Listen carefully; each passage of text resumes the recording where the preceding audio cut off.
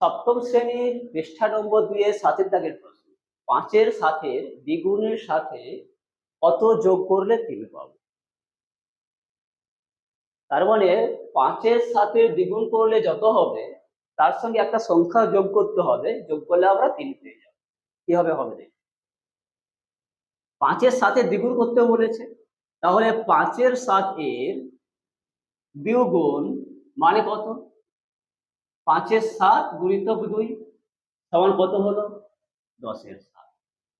এবারে এই যে 10-এর 7 পেলাম, মানে 5-এর সাথে দ্বিগুণ যে পেলাম, এই 10-এর 7-এর সাথে কত যোগ করলে আমরা 3 পাবো?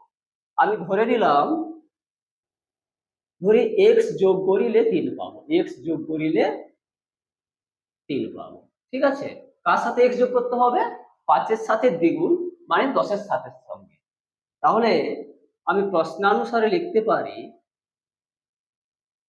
যে 10-এর 7 যুক্ত x সমান 3।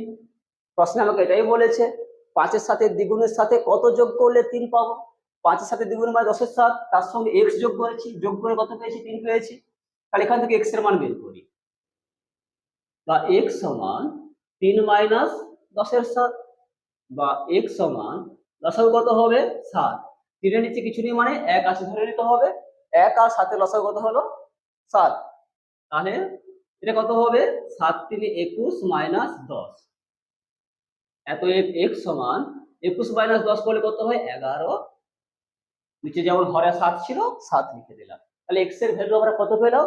11/7। তাহলে আমরা কি বলবো না 5-এর সাথে দ্বিগুণের সাথে 11/7 যোগ করিলে 3 পাবো। বোঝা গেল?